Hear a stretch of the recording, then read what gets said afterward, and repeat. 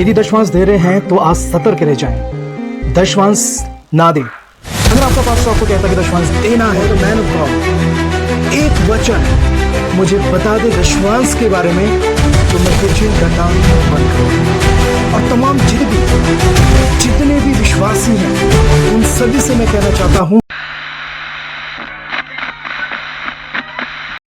दशवांश देते हो तो आज से दशवांश देना बंद करो।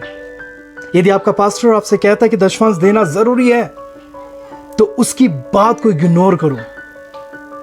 यदि आपको आपका पास्टर हर हमेशा जलील करता है, सुनाता है और यह कहता है कि तुम्हें दशवांश देना जरूरी है, आप देते नहीं हो, तो उस पास्टर को इस वीडियो को दिखा दो, क्योंकि आज मैं कुछ ऐसी बातें बोलने वाला हूं जिससे काफ़ी पास्टरों को ठेस पहुंच सकती है और काफ़ी विश्वासियों को राहत मिल सकती है।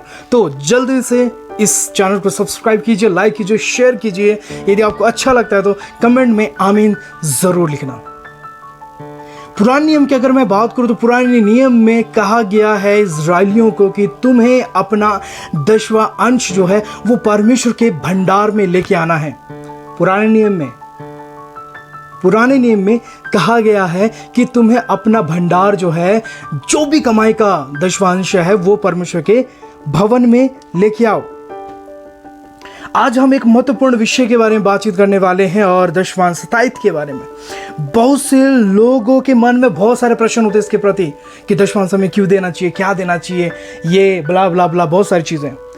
मैं यहाँ पर किसी को आइडेंटिफाई करने नहीं आया हूँ कि क्या सही है क्या गलत है। Many peoples know about word of God, so I don't want to explain anything. Just मैं चाहता हूं कि जो बाइबल में लिखी है एज इट इज मैं आप तक पहुंचाऊं। दशवांश का अर्थ क्या है, पहले इस बात को समझना जरूरी है। 10वां अंश का अर्थ है कि अपनी कमाई का या आशीष का 10वां अंश जो है वह परमेश्वर को समर्पित करना या परमेश्वर के प्रति धन्यवाद और विश्वास के साथ परमेश्वर के समीप में लाकर भेंट को देना है। लेवी व्यवस्था उसका 27 अध्याय उसका 30 वचन को अगर हम पढ़ते हैं तो भूमि की उपज का 10वां अंश, चाहे वो भूमि की बीज का हो या वृक्ष के फल का हो, यहोवा का है। पुराने नियम में हर एक चीज परमेश्वर यहोवा का है। I accept this word of God. उत्पत्ति उसका 14 उसका 20 अध्याय में लिखा है कि और उसने उसको सब वस्तुओं का 10वां अंश दिया। किसने? अब्राहम ने अबीमेलेक को सब चीज का 10वां अंश दिया। और दूसरा कुरिन्थियों उसका 9 का 7 में लिखा है कि हर एक जन, देखो 10वां अंश का जो शब्द जो है, मुझे नहीं लगता कि किसी पास्टर को किसी भी उस व्यक्ति को जो यीशु मसीह के ऊपर विश्वास करता है इस्तेमाल करना चाहिए। नहीं, we don't have to use this tithe word. हमें इस्तेमाल नहीं करना चाहिए क्योंकि ये नए नियम में है ही नहीं है। हमें क्यों इस्तेमाल करना है चीज को?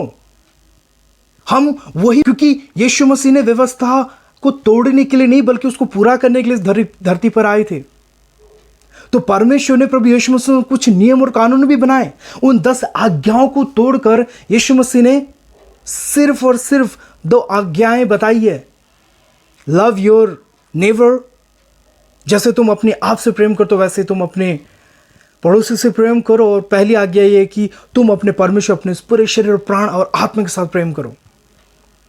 अगर दशवांश की बात आती तो पास लोग कहते हैं कि दशवांश देना जरूरी है, अपने कमाई का 10वां अंश देना जरूरी है। Stop teaching like that. हमें उसको बंद करना है। परमेश्वर के भवन में इन बातों को बोलना बंद करना है। तो क्या हमें करना है? दूसरा कुरिन्थियों उसका 9 उसका 7 वचन कहता है कि हर एक जन मन में जैसा ठाने, न कुड़कुड़ा कर न दबाव से, क्योंकि परमेश्वर हर्ष से देने वालों से प्रसन्न रहते हैं। हम क्यों सिर्फ 10वां अंश ही दें? जितना हमसे हो सके, जितना मेरे अंदर क्षमता है, I can do, I give. 10वां से ज्यादा मैं दे सकता हूं। क्यों हम सिर्फ विश्वासियों को सिर्फ 10% तक ही रखें? नहीं, क्यों हम 10%, हम 100% दे सकते हैं, हम 50% दे सकते हैं, हम 40% दे सकते हैं। प्रभु का वचन में ये नहीं लिखा है कि सिर्फ 10% देना है, नहीं, जैसा मेरे मन में इच्छा होती है वैसा हमें देना ज़रूरी है। और यहाँ पर कुरिन्थ की कलीसिया के लिए पौलुस इस बात को कहता है कि हर एक जन जैसा वो अपने मन में ठाने वैसा ही वह दान को करे। हर्ष से देने वालों को प्रभु ब्लेस करता है। हम कभी कभी हम दबाव डालते हैं विश्वासियों पर, दबाव डालते हैं परमेश्वर के बच्चों के ऊपर, तुम्हें देना है, नहीं देंगे तो हम कुड़कुड़ाते हैं, बोलते हैं भरी सभा में। Stop doing that.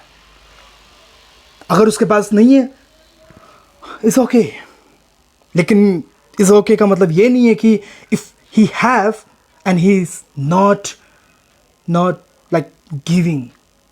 हमें देना ज़रूरी है, दबाव से नहीं है, प्रेशराइज से नहीं है, बट एक जॉय के साथ देना ज़रूरी है।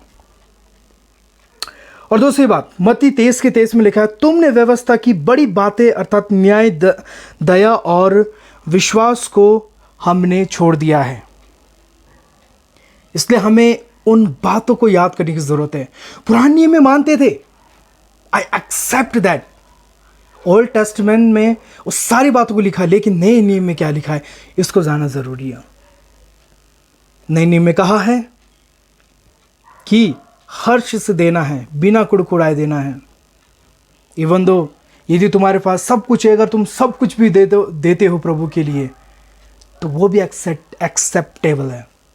तो हमें किसी के ऊपर प्रेशराइज नहीं करना है, हमें किसी के ऊपर दबाव नहीं डालना है। हर्ष से देने दो, खुले मन से देने दो, ताकि वो भी ब्लेस हो और आप भी ब्लेस हो।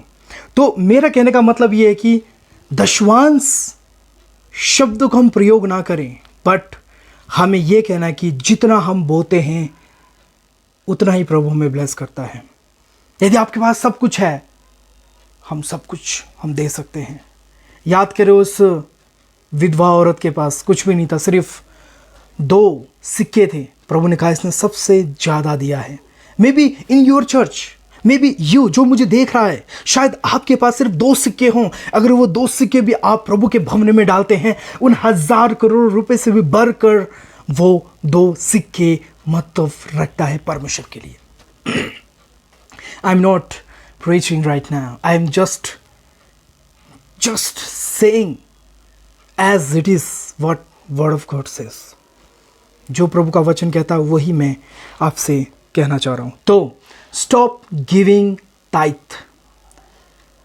जितना आपसे हो सके वो परमेश्वर के राज्य के लिए। शायद आपके अकाउंट में 50,000 हो, 50% give, 25% for the his ministry. जो सुसमाचार प्रचार करें उनके लिए दें।